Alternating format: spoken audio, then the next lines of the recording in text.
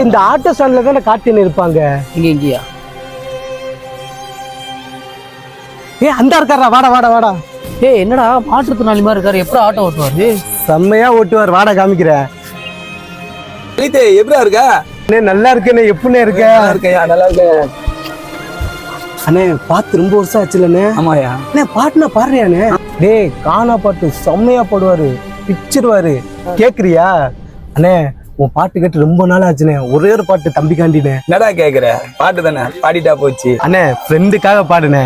என் நண்பன் தானேடா எனக்கு ரைட்டு ஆண்டு, அவன் 100 வருஷம் வாழணுன்னு கடவுளாண்ட வேண்டு, மாமான்னு மச்சான்னு ஆரம்பிச்சாயா அங்குற மாதிரி ஒரே தட்டுல ஆரம்பிச்சாரு பாட்டு பாட. இன்னைக்கு சவாரி விளங்கின மாதிரிதான் ஒரு பாதி பெரிய நேஷனல் வாங்க போறாரு.